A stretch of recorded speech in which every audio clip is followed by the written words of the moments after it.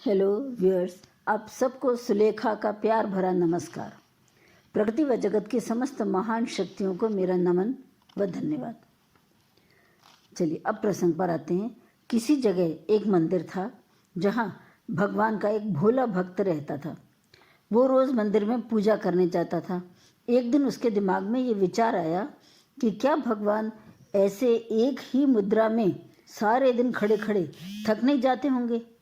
कुछ दिनों तक विचार करने के बाद उसने भगवान से आखिर पूछ ही लिया कि हे भगवान, क्या आप एक ही मुद्रा में सारा दिन खड़े खड़े थकते नहीं? हम मनुष्य तो कितनी मुद्राएं बदलने के बाद भी रात को 8 घंटे विश्राम करते हैं। भगवान बोले, सारी दुनिया को संभालना पड़ता है। भक्त ने कहा, फिर भी मैं सेवा करना चाहता हूँ। एक दिन आपकी जगह खुद खड़ा रहकर आपको विश्राम देना चाहता हूँ। भगवान बोले, ठीक है, जगह बदल कर देख लो। दोनों ने आपस में जगह बदल ली। अब भगवान तो मनुष्य बनकर घूमने लगे, भक्त एक ही मुद्रा में खड़ा रहा। भक्त ने देखा कि सुबह सुबह एक अमीर व्यक्ति मंदिर में आया। उसने 1000 रुपये चढ़ाए। जब जाने लगा तो उसका पर्स वहीं गिर गया। उसके जाने के 5 मिनट बाद ही एक गरीब व्यक्ति आया। उसने भगवान के सामने अपना दुखड़ा रोया, मदद मांगी और जाने लगा। जाते समय उसकी नज़र पर्स पर पड़ी। उसने सोचा कि भगवान ने उसकी पुकार सुनकर मदद भेज दी है और उसने पर्स उठा लिया। उसके घर में खाने को अनाज नहीं था, पत्नी बीमार थी, बच्चों की पढ़ाई छूट गई थी, तो वो पैसा उसके तो बहुत काम आ गया। फिर एक नेवी का कप्तान आया जिसे 2 घंटे के बाद समुद्र में जहाज लेकर यात्रा पर जाना था। वो भी कुशल यात्रा के लिए प्रार्थना करने लगा। ये तो हुई मंदिर में आने वालों की बात। उधर अमीर आदमी ने जेब में पर्स न मिलने पर पुलिस को सूचना दी।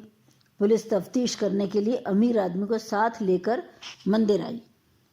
उस समय नेवी का कप्तान वहीं था, तो पुलिस उसी कप्तान को ही चोर समझकर मंदिर से अपने साथ ले गई और उसे जेल में डाल दिया।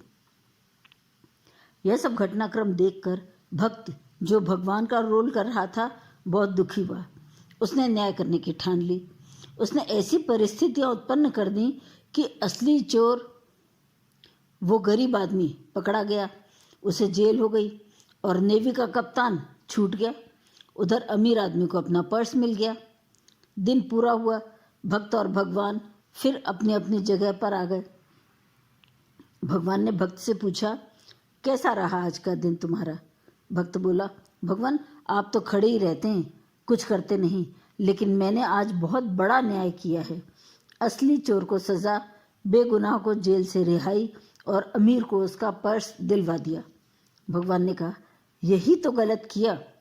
उस अमीर आदमी ने भ्रष्टाचार करके पाप कर्मों के द्वारा पैसा इकट्ठा किया था, लेकिन कभी कोई अच्छा पुण्य का काम नहीं किया था। अब 2 दिनों के बाद उसकी मृत्यु होने वाली है, तो वो मरने से पूर्व 1000 रुपये चढ़ाने आया था। इसीलिए मैंने उसका पर्स वहीं छुड़वा दिया, ताकि उसके हाथ से अंत समय में ही सही कुछ दान पुण्य हो जाए। और तुमने वो दान का अवसर भी उससे छीन लिया। और वो गरीब आदमी, वो ईमानदार है, उसे रुपयों की ज़रूरत थी, इसीलिए मैंने उसकी मदद करवाई थी। तुमने वो मदद छीनकर उसे जेल भिजवा दिया। और वो कप्तान जो समुद्र में जहाज लेकर जाने वाला था, समुद्र में तूफान आने वाला है, वहाँ जाता तो उसकी मौत हो जाती, जबकि उसकी अभी ज़िंदगी बाकी है। उसे तूफान से बचाने के लिए ही मैंने जेल भिजवा दिया था, जहाँ वो सुरक्षित रह सके और उसके यात्रा पर जाने का समय टल जाए। किंतु तुमने उसे आज़ाद कराकर खतरे की ओर धकेल दिया। ये सब सुनकर भक्त ने क्षमा मांगी। तब भगवान ने कहा, ये सब इसीलिए हुआ क्योंकि तुम इन सब का भूत और भविष्य नहीं जानते थे, जबकि मैं इनके पूर्व में किए गए कर्म और भविष्य में मिलने वाले फल दोनों को जानता हूँ, क्योंकि मैं त्रिकालदर्शी हूँ। और मेरी नज़र में सब बराबर हैं। इसीलिए साथियों, सच कहा गया है कि ऊंचा होने का गुमान और छोटा होने का मलाल मिथ्या है, क्योंकि खेल खत्म होने के बाद शतरंज के सब मोहरे एक ही डिब्बे में रखे जाते हैं। खूबी और खामी दोनों ही हर इंसान में होती है। जो तराशता है उसे खूबी नज़र आती है और जो तलाशता है उसे खामी नज़र आती है।